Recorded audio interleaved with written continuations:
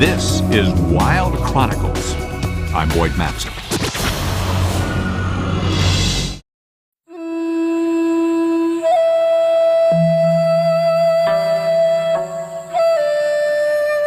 Lumbini, Nepal is sacred ground.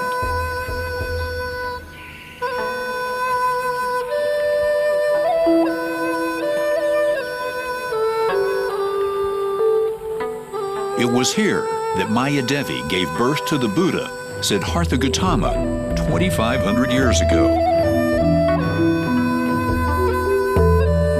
Buddhist literature is filled with references to Lumbini's natural beauty and incredible wildlife. It was famous. There were many birds and animals you could see here in those days. Even today we can see some birds which come from Mongolia, Russia, Siberia. But particularly beloved by Buddha was the Sarus crane. These birds roamed Nepal in large numbers centuries ago, and it is said that the Buddha battled to stop his cousin from hunting the giant cranes. It's easy to see why the Sarus is so beloved. Mature cranes are nearly 5 feet tall, making them the tallest flying birds in the world. These graceful giants also mate for life, which adds to their mystique.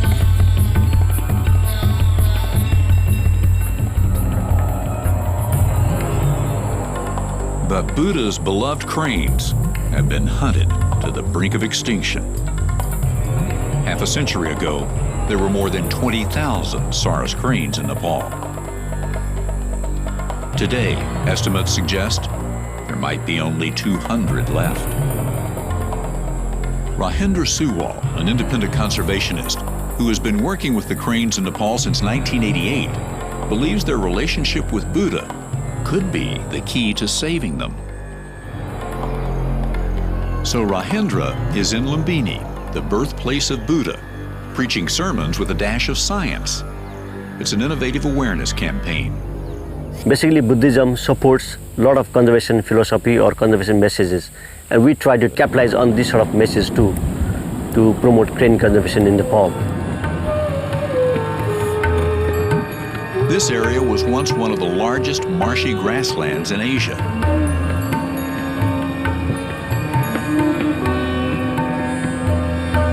Now, farms, crops, villages, roads, even highways crisscross the crane's home territory. Organizations like the International Crane Foundation, the Asian Crane Congress, and the Lumbini Development Trust have joined hands to set up the Lumbini Crane Sanctuary.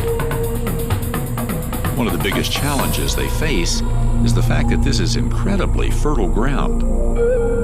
In order to get 2 or 3 crops per year, farmers pump their fields with fertilizers and pesticides, and the cranes frequently die from the resulting toxic brood.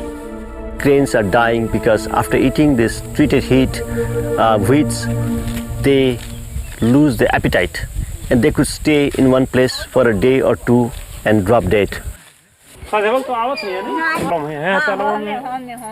Suwal and his team roam the surrounding villages. They encourage village leaders to educate their community and teach them to protect natural bodies of water.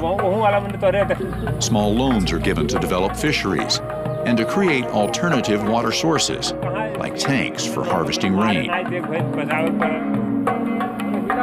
Here at the Padharia village, the local tank has begun to provide a rich harvest of small fish for the community. These small ponds and lakes provide protein to the poor and give the cranes a perch for building their nests.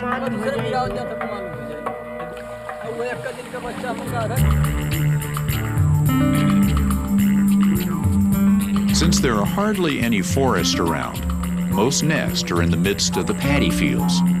The cranes forage actively in the fields, while the flightless chicks, unfortunately, are growing up surrounded by humans. Very innocently or not knowingly, people want to capture the chicks and keep it as a pet in the houses. The awareness campaign has begun to have an impact. This local farmer has a pair of cranes in his field this harvest season, but he has decided to be a patient host. They are eating the grains, and it's a big loss. But these birds are the ancient kings of this land, so I can't tell them to go.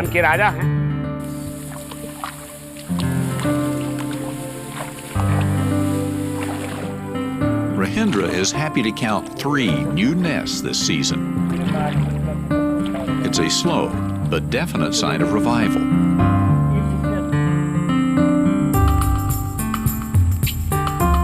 The 12 Sarus crane pairs that have been sighted this year at the Lumbini Crane Sanctuary are the last hope for a fresh population to grow.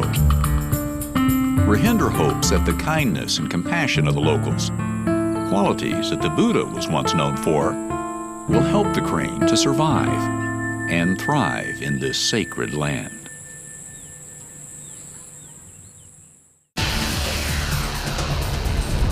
Check for Wild Chronicles on your local PBS station. Sponsored by National Geographic Mission Programs, taking science and exploration into the new millennium. For the best subscription offers to any National Geographic magazine, log on to nationalgeographic.com/magazines.